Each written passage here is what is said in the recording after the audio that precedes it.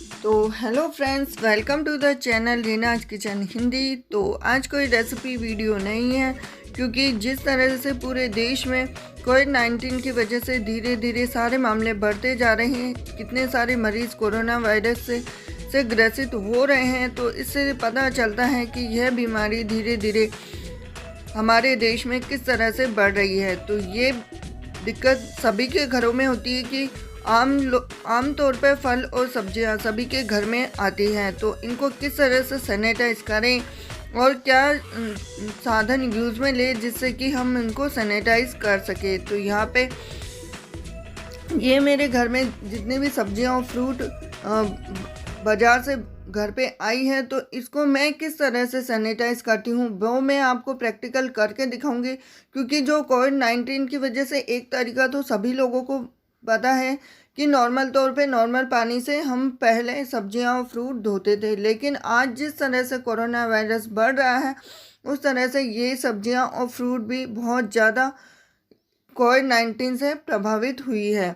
तो इनको हम किस तरह से सैनिटाइज कर सकते हैं वो मैं आपको दूसरा तरीका बताऊंगी और प्रैक्टिकल करके बताऊंगी कि किस तरह से हम अपने घर में सब्जियां और फ्रूट को सैनिटाइज कर सकते हैं। तो यहाँ पे इस मामले को हमें गंभीरता से लेना चाहिए, क्योंकि ये जो मामला है वो धीरे धीरे हमारी आम जिंदगी पर भी प्रभाव डाल रहा है। तो मैं यहाँ पे प्रैक्टिकल करके बता रही हूँ। तो यहाँ पे मैंने एक बड़ा भगोना ले लिया है इन पूरी सब्जियों को और फ्रूट्स को वॉश करने के लिए। तो यहाँ पे मैं ले रही हूँ ये मीठा सोडा, जिसे बेकिंग सोडा भी बोलते हैं। तो 1 चम्मच बेकिंग सोडा लिया है। अगर आप गर्म पानी से नहीं धो सकते तो नॉर्मल तौर पे इस तरह से भी वॉश कर सकते हैं। तो मैं आपको बताती हूँ, मैंने ये लिया है टाटा शक्ति का कुकिंग सोडा लिया है। तो 1 चम्मच काफ़ी है इसके लिए। तो थोड़ी देर इसको रखेंगे ताकि वो पानी में सारे एब्जॉर्ब सोडा के हो जाए। तो यहाँ पे मैंने ये ऑरेंज लिए, इसको 1 से 2 बार हाथ को प्रेस करते हुए अच्छे तरीके से वॉश करना है। वॉश करने के बाद में इसको दूसरे बर्तन में ही रखना है।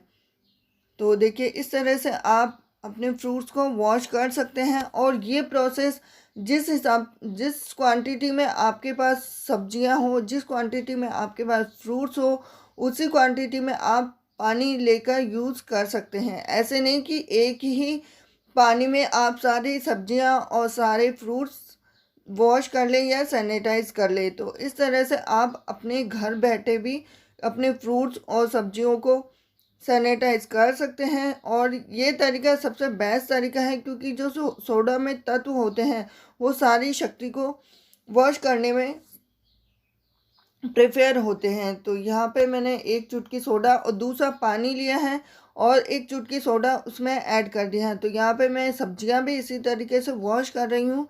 देखिए आप इस तरीके से भी दूसरा प्रोसेस यूज़ कर सकते हैं, क्योंकि नॉर्मल लोगों को ये एक ही तरीका पता है, लेकिन ये दूसरा तरीका नहीं पता। शायद आपको पता भी होगा।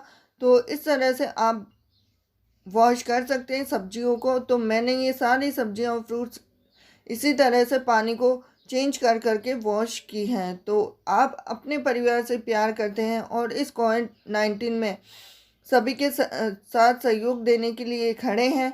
तो आप अपने घर में अपने परिवार को इसी तरह से बचा सकते हैं अपने, और सब्जियों और फ्रूट्स को सैनिटाइज कर कर परिवार को सुरक्षित रख सकते हैं। क्योंकि कोविड-19 का कोई पता नहीं है कि किस तरह से अपने घर में आ सकता है।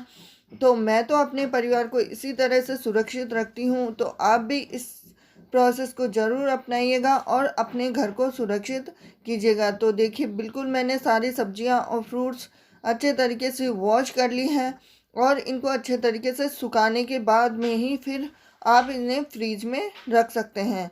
तो इस तरीके को अपना कर भी आप बहुत ही सुरक्षित और बहुत ही सेफ्टी यूज़ कर सकते हैं। तो वीडियो अच्छा लगे हो तो वीडियो को लाइक कीजिएगा, चैनल को सब्सक्राइब कीजिएगा, बेल आइकन को दबा दीजिए।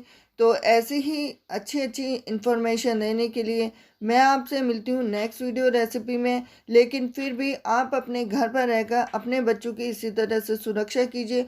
उन्हें कोई भी चीज़ बिना हैंड वॉश किए ना दीजिए।